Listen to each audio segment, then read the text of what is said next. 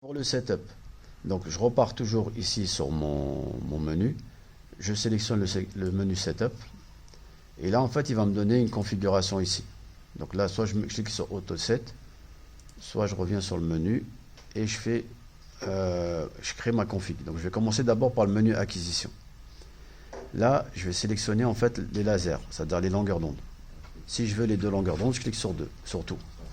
Acquisition, je me mets en manuel. Voilà. Comme ça me permet de configurer ma portée selon ma distance. Ça, comme on avait vu dans le tableau, hein, c'est-à-dire le double de la distance mesurée. Ça me permet de configurer mes impulsions, de choisir ma résolution et mon temps de mesure. Et de tester en fait mon connecteur avant de faire la mesure. Donc là, je mets toujours oui et continuer. C'est-à-dire on teste ce connecteur-là, s'il est sale ou pas, et puis on continue notre mesure. Et de définir s'il y a une bobine amorce de fin, s'il y a des fibres d'amorce. Donc là, j'ai mis non et non. Si j'ai une fibre d'amorce de début, je clique ici et je mets événement 1, ou bien je mets la longueur, donc je définis la longueur de ma bobine amorce, par exemple 1000 mètres. Sinon, je mets événement 1. C'est-à-dire le premier événement qu'il va rencontrer, il va considérer que c'est la bobine amorce. Pareil pour la fin, si j'ai une bobine amorce de fin, je mets événement 1. Le dernier événement qu'il va rencontrer, il va le considérer comme bobine amorce. Puis, je vais aller dans le menu alarme qui est là. Ça, c'est pour alimenter, en fait, pour mettre mon CCTP. Donc, je vais cliquer ici et je vais mettre soit en échec, soit en alerte. Donc, moi, je vais mettre des échecs. C'est-à-dire, si je ne respecte pas mes seuils, je me mets en échec. Ici, j'ai les seuils. Je vais choisir soit des seuils standards, soit j'ai des normes européennes à choisir si c'est imposé par le cahier des charges, soit je vais dans le menu utilisateur où je vais rentrer mes propres seuils. Donc pour mes épissures, mon cahier des charges, il me dit 0,15. Donc là, je vais remplir 0,15. Si je veux modifier, j'ai juste à cliquer dessus et modifier ici en mettant 0,20 par exemple.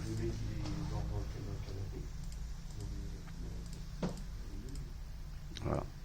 Sinon, je reviens dessus et je remets 0,15.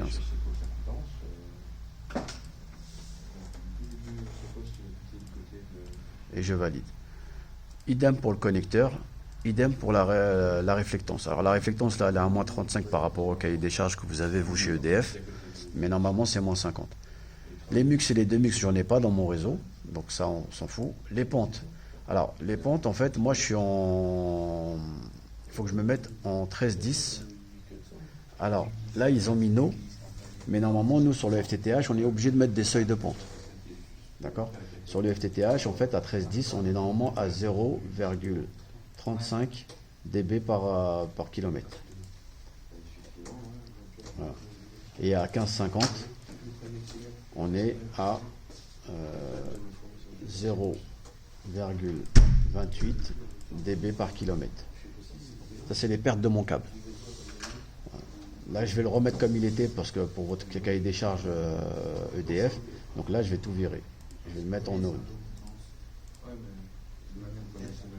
Comme ça, je ne vous le dérègle pas pour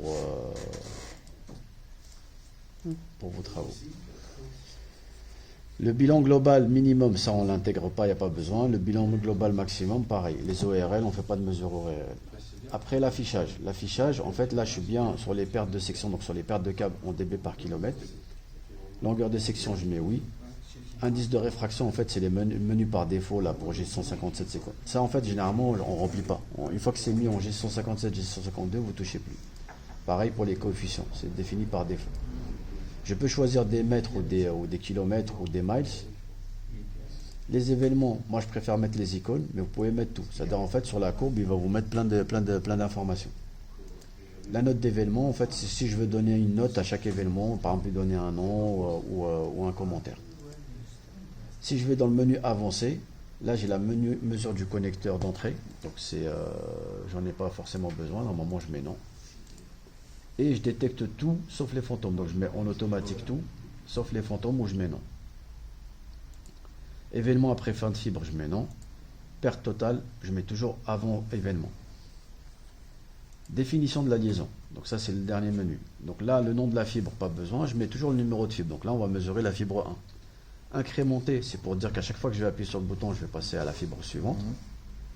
Extrémité différente, je mets non, parce qu'en fait, on a bien monté nos dossiers de façon à ce qu'on ait toujours la même extrémité. Le nom du câble, Donc j'intègre le nom du câble, donc là c'est le F312. Et je donne le sens. Donc dans le sens, alors là je suis dans le sens extrémité-origine, sinon on met dans le sens origine-extrémité. Je définis mon origine. Donc là, vous, c'était IPE, OTDR, ça c'est le nom de votre armoire. Et extrémité, ça c'était le nom de votre armoire d'extrémité. Les informations du projet. Donc là, l'opérateur, vous mettez votre prénom, c'est pour dire que c'est vous qui avez travaillé. Une référence si vous avez un numéro de ticket ou un numéro de maintenance. Et des commentaires s'il y a eu des accès que vous n'avez pas eu ou un truc comme ça. Le fichier, ça c'est comment on va enregistrer le fichier. Donc moi, je vais toujours dans courant de dire. Ou bien on sélectionne en fait le fichier où on est.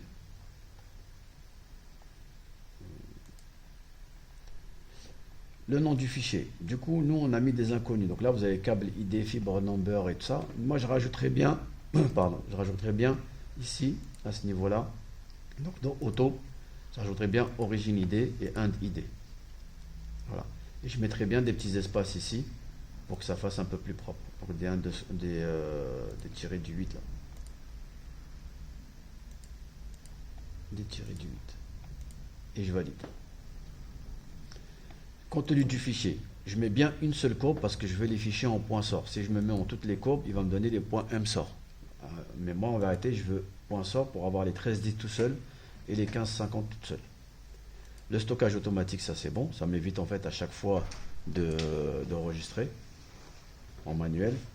Le format du rapport, moi je veux que le fichier tout seul. Je ne veux ni les fichiers TXT, ni le PDF, ni le JSON. Parce qu'en vérité, comme je vais tout traiter sur Fibercable, ça ne sert à rien de surcharger ma clé USB. Voilà. Après, donc toujours dans le menu, une fois qu'on a fait les affichages, les définitions de la liaison, information de projet on a fait, et nom du fichier on a fait. Donc là il n'y a plus qu'à lancer la config. Maintenant j'ai possibilité de sauvegarder ma config ici, en cliquant ici, et en donnant un nom à ma config, en mettant par exemple EDF. Et je fais valider. Si demain je prête ce réflecto là à un autre collègue qui fait autre chose et que je veux récupérer la config, j'ai juste à aller ici dans le menu, dans File, et je vais chercher ma config ici. Et là je vais trouver en fait une config qui va s'appeler normalement EDF.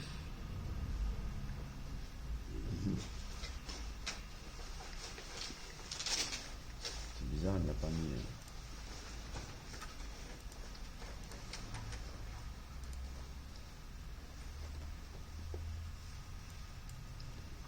Attends, peut-être que c'était ici qu'il fallait la récupérer. Dans le menu, lire config. C'est la même chose. Je l'ai appelé EDF.